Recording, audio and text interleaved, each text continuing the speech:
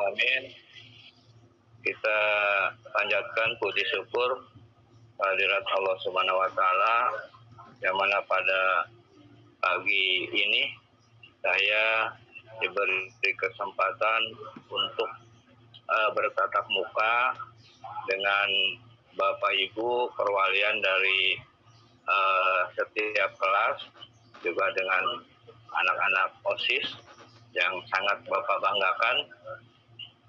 Sebelumnya Bapak Kepala Sekolah yang saya hormati,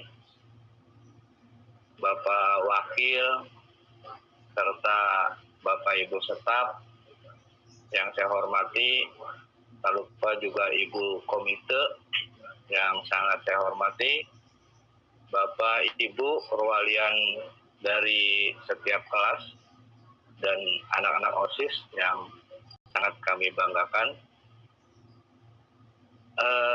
Pertama-tama tentunya kami mohon maaf ya, karena tadi ada sedikit kendala, termasuk saya pun bisa baru masuk, kemudian Bapak Kepala Sekolah juga tadi ada masalah, sehingga beliau mengamanatkan untuk memberikan tentang evaluasi pembelajaran selama ini kepada saya terlebih dahulu. Nah, Bapak Ibu dan anak-anak sekalian yang kami banggakan, tentunya kita tahu bahwa pembelajaran di semester 1 sampai saat ini masih ya bersifat daring, masih belajar di rumah, dan pada kesempatan ini kami ya dari pihak sekolah tentunya memohon kepada semua pihak, termasuk Bapak Ibu yang sebagai perwalian dari kelas dan juga anak-anak ya sebagai subjeknya. Pada kesempatan ini mari kita sama-sama dengar pendapat ya mengenai pelaksanaan PJJ yang sudah berlangsung. Nah, ini semua tentunya kami lakukan ya untuk pembenahan ya, sehingga nanti pelayanan ya dari pihak sekolah atau dari Bapak Ibu guru bisa lebih baik. Nah, itu yang kita harapkan ya, sehingga hasilnya pun akan lebih baik. Nah, adapun Bapak Ibu, kami coba mengevaluasi tentunya dari pendapat kami ya berdasarkan masukan dari Bapak Ibu guru ya selama pembelajaran ini ya kurang lebih 6 pekan sudah berlangsung dari semenjak tanggal 16 Juli ya semester 1 ini sudah berjalan, dan pembelajaran dilakukan dengan daring. Adapun fasilitas-fasilitas yang digunakan oleh teman-teman yaitu ada yang menggunakan WhatsApp ya, baik itu melalui chat ataupun voice note ya atau pesan suara. Ada juga yang menggunakan Google Classroom ya, Google Classroom. Ada yang menggunakan Google Form, kemudian ada yang menggunakan video, ada yang menggunakan Google Meet ya seperti yang sekarang kita lakukan ini ya. Kemudian ada juga yang menggunakan Zoom ya atau lainnya. Ada yang menggunakan aplikasi PowerPoint, ada yang menggunakan email. Semua kita lakukan ya. Yang bisa kita lakukan, semua kita lakukan. Nah, tentunya ya walaupun demikian ya banyak kendala. Nah, kendala ini mudah-mudahan ke depan kita bisa meminimalisirnya.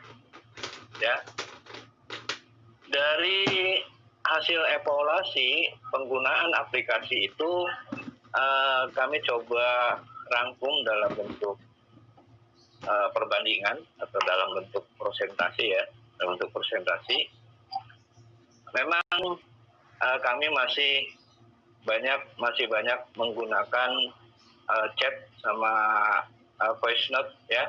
Kalau di persentase sekitar 57%. Ya, 57% masih menggunakan WhatsApp atau voice note. Kemudian di bawahnya itu menggunakan Classroom. Menggunakan Classroom itu sekitar 19%. Ya, 19%. Nah, kemudian yang menggunakan Google Form itu 10%. Kemudian video, ya video itu ada 6%, Google Meet ada 4%, Zoom Meeting 3%, dan yang lainnya itu 1%.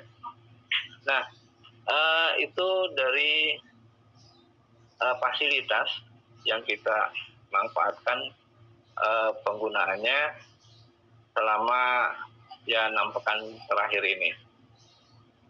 Nah, kemudian Bapak Ibu, adapun kendala ya, adapun masalah yang kita hadapi tentunya kita rangkum dari pendapat Bapak Ibu guru yang masuk ke kami ya. Ada beberapa kendala yang kita inventarisir. Dan nanti kalau misalkan kita tahu kendalanya, ya mudah-mudahan pemecahannya bisa bisa ada penyelesaian ya. Yang pertama itu kehadiran Bapak Ibu ya, kehadiran peserta didik. Jadi kita kan jadwal sudah disusun, mulai belajar jam 7.30 ya, kemudian nanti istirahat jam 9.30, dilanjutkan jam berikutnya jam 10 sampai jam 11.30. Hampir tiap harinya seperti itu, terdiri dari dua mapel ya, terdiri dari 2 mapel. Nah, tentunya pada saat Bapak Ibu guru istilahnya mau memberikan materi, ini kehadiran anak-anak ini bervariasi.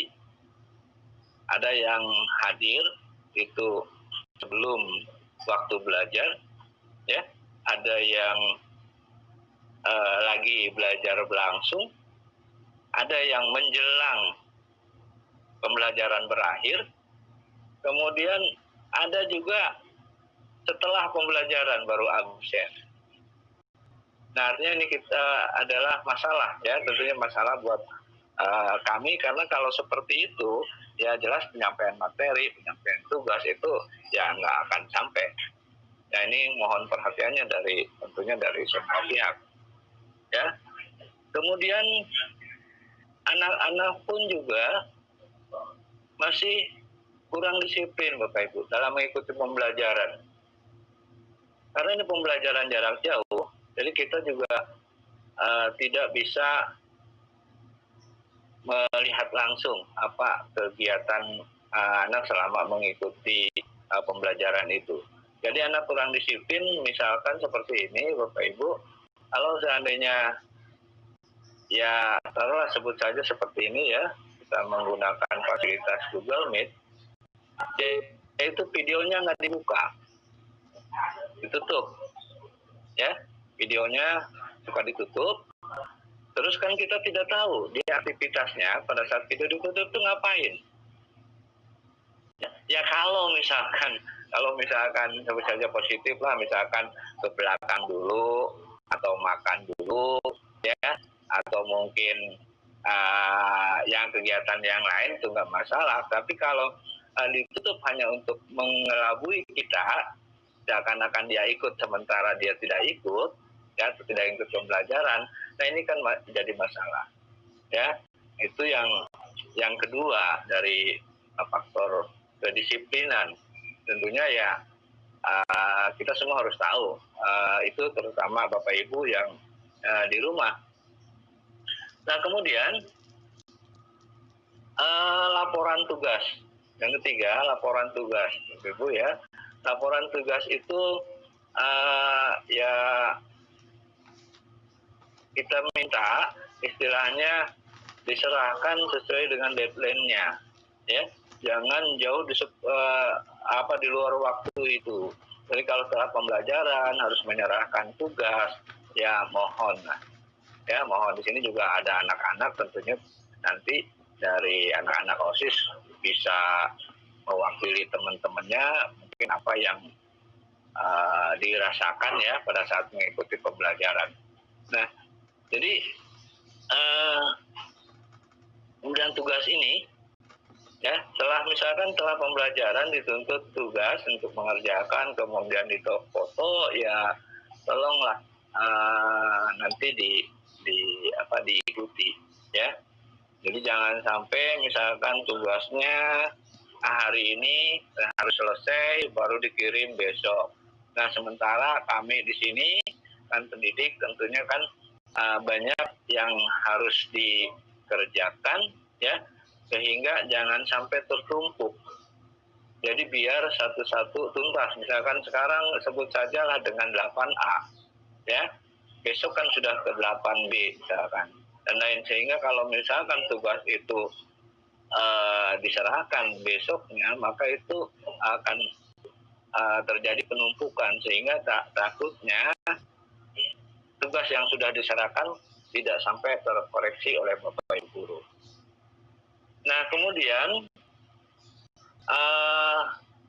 tentunya dari segi motivasi ya, motivasi belajarnya ya tolong kita sama-sama ya, baik Bapak Ibu di rumah ya atau anak-anak dibangkitkan ya, dibangkitkan. Jadi motivasi tolong didorong supaya termotivasi untuk belajar. Karena praktis belajar ini adalah belajar mandiri. Kalau misalkan dalam dirinya tidak punya motivasi, maka itu kita bisa bayangkan apa yang terjadi. Jadi walaupun hanya ikut, hanya semata-mata menggugurkan kewajiban saja, tapi kalau termotivasi, ya, kami kira jarak ya atau misalkan pembelajaran dengan jarak jauh ini tidak ada masalah ya, tidak masalah.